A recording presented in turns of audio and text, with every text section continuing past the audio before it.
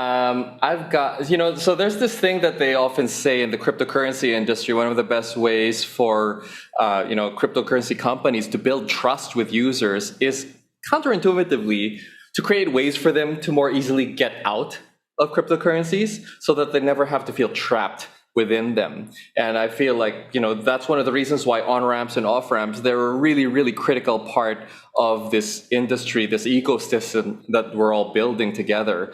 I've got two awesome startups with me today. I've got Bidali and I've got Ramp Network. I'm going to introduce Bidali first. Co-founder Eric Kriski is a full stack engineer, designer, and entrepreneur, man after my own heart. And he's coming to us, I believe, from Canada. I'm not actually 100% sure on that. I'm going to let him kind of introduce himself with more detail. And then he's going to go into about like what Bidali is doing, what you guys are kind of focusing on. And then I'm going to introduce the next startup, Ramp Network, right after that. Eric, please take it away. Awesome. Thanks, Luis. I want to, let me share my screen here for a second, and I'll give you guys a bit of an overview about what we're doing at Bidali. Give me a moment. There we go. So I think very similar to Celo, we joined the Celo Alliance. We were one of the first, I think, to join, one of the first kind of cohort. And it really comes down to mission alignment in that sense. Our mission internally is to enable financial access and autonomy for all. And I think, as you pointed out, and some of the speakers ahead of us, this is really promising, I think, within the Celo network. But there's a lot of challenges, and including, how do you get money in and out of the traditional financial ecosystem in order for people to benefit from the technologies and the advantages that are occurring on the Celo network and enabled. So why this really matters, I think we've talked a lot about this before, and I know Renee and the team have talked about this, but right now we have about 1 in 3 families are still underbanked around the world. And the fact that you can send a photo to anybody, but you can't send the money is incredibly frustrating. But I think some of the other things we've kind of realized over the last few years dealing with people all over the world is that you can't participate, and you especially can't compete in the global economy without low-cost digital banking. You're really, in this world today, forced to trust counterparties with your livelihood, even if they may not be trustworthy. I am in Canada, and I've been really fortunate to have the benefit of being born here and having access to banking and access to a trusted government and access to US dollar and global liquidity, but that isn't shared by the majority of the people in the world. And I think that having access to banking is a fundamental human right, especially in the digital age. And so really, this unfair advantage based on where you're born or your wealth has created both generational and geographic inequality, which leads to have and have not countries, and ultimately results in civil unrest. And I think the classic case study that a lot of people look at is Venezuela. And I won't go through all the details, but we saw this kind of happen in real time when I got into this space was in 2015. And we were trying to pay people using Bitcoin overseas. And we had some challenges with that in terms of how you can actually spend it and pay for real goods and services. But over that time period, we saw Venezuela largely go from one of the wealthiest countries in Latin America to now being one of the poorest in the world. And this isn't representative of all of Venezuela. There are still lots of people that are, living daily lives, but this is how bad it can get when you don't have access to the global economy and when you're not able to diversify and when you're not able to protect your own wealth. And this isn't an isolated incident, unfortunately. So I think we're all here because Bitcoin was really the catalyst for rethinking a better financial system. And since Bitcoin was created, we've now seen a bunch of other innovations build on top of and to make improvements to the areas where Bitcoin was not able to fulfill the digital peer-to-peer cash system that we were hoping it would be. Big problems being, how do you actually spend it? The volatility, how do you curb that? And how do you make it so that it's super easy for people to transact without needing to know about all the blockchain mechanics? Because ultimately, cryptocurrency enables anyone with an internet connection to have a multi-currency bank account and perform low-cost, touchless transactions anywhere in the world. And this is incredibly powerful. This is something that has largely been reserved for ultra wealthy individuals and now can be enabled to anybody around the world. So with that, crypto networks like Celo can provide safer and more efficient, real-time gross settlement payment rails, really. But, the challenge here is, how do you actually get that? And this is where we come in trying to bridge that gap between traditional finance and the digital crypto economy, because this really only works if you can spend crypto on real things in a cost-effective and easy way. And that's the important piece, is it needs to be all three of these things. It doesn't work. We've had Bitcoin and being able to send value peer-to-peer fairly cheaply for quite some time. But the challenge here has been, how do you actually spend it on real goods and services in a cost-effective way? And this is where Vidali comes in. We started off with this vision in mind and built our own payment system that powers everything under the hood. But we started off saying, how do we enable people to pay for real goods and services with cryptocurrency? And we settled on the easiest, fastest method was to enable people to buy gift cards from brands that they care about. And so today you can spend from anywhere from, people use our service to buy prescriptions, to food and grocery, to utilities, to clothing. We support over 3,000 brands across 150 countries today and continuing to add to that catalog.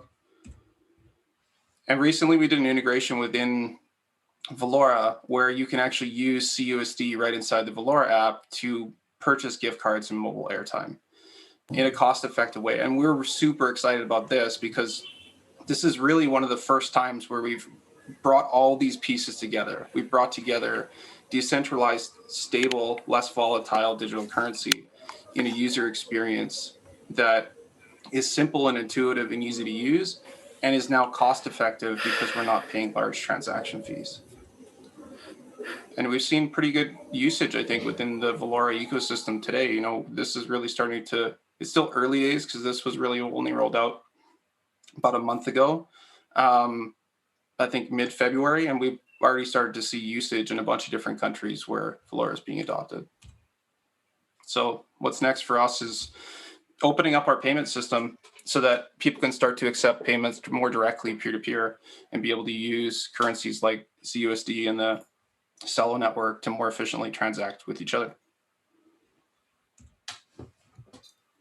Thank you. Thanks so much, Eric. I'm gonna zip right to the next speaker. He's been very, very kind to not force me to try to pronounce his last name. I'm gonna say his first name is Simon. He is the co-founder of Ramp Network. He's coming to us from Warsaw in Poland. Simon, please tell us about what Ramp is doing. Absolutely. So happy to be here. I'm so excited hearing about all this innovation and new products being built around Celo ecosystem. And I wanted to tell you a little bit more how Ramp could be helpful and how we think we could fit into this ecosystem. So a major theme of this conference and of blood and sweat and all the work we put in Celo ecosystem is making crypto accessible and make finances accessible. And this is also at the core of Ramp's mission. So we find this great alignment between Celo and what we try to achieve building Ramp. What Ramp is really a super simple way to get people onboarded to crypto and very soon also get a way to start off-ramping, so liquidating your crypto assets into your local currency. How we do it is we partner up with many crypto entrepreneurs building crypto-powered apps across many ecosystems. But we found Celo particularly interesting and receptive, and I'm going to speak a little bit about that. So the mission of Ramp is really to let crypto entrepreneurs get global, because crypto is global at its core, same as Celo and multiple products being built on top of Celo. So we take care of all the regulations, all the fiat payment rails, all the AML, all the compliance, all the legal bits for you, so that you do not need to. The only thing you need to do is to connect with our SDK. It is super simple. There are only a couple of lines of code. You can integrate it into your product and get going right away. What this gives your user is a very simple way to purchase crypto. You can see it in Valora app, because we are already partnered with Valora and got integrated into it. This is an uncut, realistic sort of dump of or screen share of how it looks like. No cuts, no directing. So I really wanted to show you how it looks like from the get-go. No editing. You can see that you get redirected straight from Valora app to your banking app. This is my banking app. It asks me to authorize a payment, and boom, I'm back. This really is that simple, and really takes a couple of seconds to get your wallet topped up. And I think this is very important, because although we are all gathered here with a mission to bank the unbanked, we also really need to remember that even people who are sufficiently banked have difficulties getting access to crypto. And if we can enable people who got their bank accounts and their credit cards to purchase crypto very easily, boom, it's done. To get crypto very easily, we can imagine that many people would decide to send money back home using crypto rails, or to maybe share money with their closest ones using Valora, especially if they need to remit money back from where they are from. And I think this is very important to boost the entire ecosystem. And now I really also wanted to announce that thanks to Celo partnership, this entire process is free for our users. So you, as an entrepreneur, you can go to us, request an API key, add a Ramps SDK to your mobile or web app, and you can get basically a feature to upload Euro, USD, and many other currencies to Euro and to see Euro and CUSD or Celo native assets for free for your users. And I think this is going to boost the entire economy of Celo significantly, and also it is a very big argument for people who are thinking about which sort of ecosystem is best to build on top of when picking the right blockchain for you. So I think right now Celo is a clear leader, and we would like to contribute to Celo's growth with this offer. If you are interested, please ping me, and I'll be also very happy to answer any questions. Thank you so much, Simon. Thank you so much, Eric. We've got just a few minutes left. I'm just going to throw one question at both of you guys, and sorry if this very short notice here. My question is, what was the trigger for you guys personally that got you into cryptocurrencies? Can you remember what the thing was, that personal kind of moment where you thought, I got to get into this stuff? Eric? Yeah, I mean, for me, it wasn't, I'll keep it short. For me, it wasn't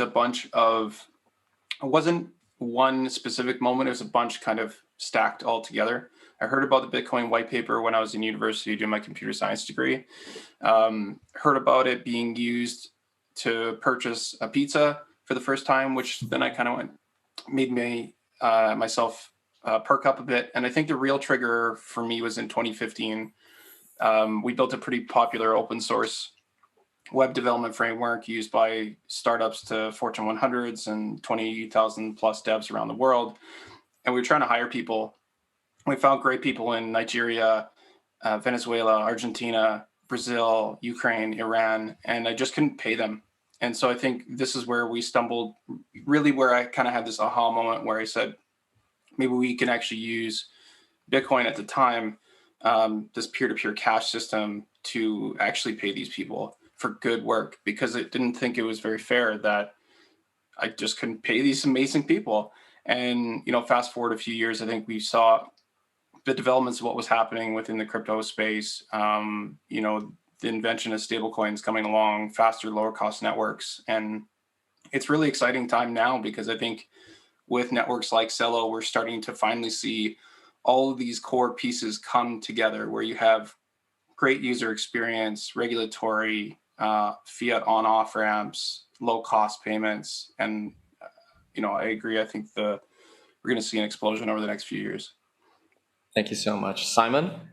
For me, I got into it fairly early on, and what was captivating for me personally was that it's all privately issued money. So governments had this monopoly to issue money for many hundreds of years. I personally am a libertarian. This is how I found it really interesting. And I was sort of like looking into it, and I was pretty excited, but not engaged in the ecosystem. But then I saw the DAO, so the original decentralized autonomous organization built on top of Ethereum. And although it failed miserably, it was like a clear example of how it is not only more interesting and exciting money, but also potentially a much better financial system. So I saw that people were just coordinating to launch one initiative in a joint cause, coming from all sorts of background from all around the world. And although it failed because it was too early, the dev tooling wasn't good enough, the security practices were pretty nascent, and we didn't have all sorts of tooling and procedures that we have now and that developers use to build safer products. But it was very clear to me that it is just groundbreaking, and it wouldn't be possible with the old generation tools, with the Web 2.0 and sort of centralized database fintech products. And this was my aha moment. And half a year later, I found myself working for a crypto startup. And Wonderful. Although it failed as well, just like the DAO, I already knew I want to be in for the rest of my life. Wonderful. I feel like I could just keep talking to the both of you guys for the next couple of hours. Unfortunately, that is kind of all the time the Philippines segment actually has for this conference. It's just about midnight over here in Manila. The proverbial carriage is about to turn into the proverbial pumpkin. So what we're going to have to do now is we're going to have to reverse time a little bit, and we're going to hand it off to our colleagues all the way over in Kenya. Angelo, please help us transition over to them. Yeah, thank you so much. That concludes the Philippine segment of Kuneco. Luis, this has been so fun. It's great to co-host with you. To everyone, please stay tuned in. We still have a lot of exciting panels. And so from the Philippines, as we say, maraming salamat po. Thank you very much. And we hand it over to our colleagues to the African continent in Kenya.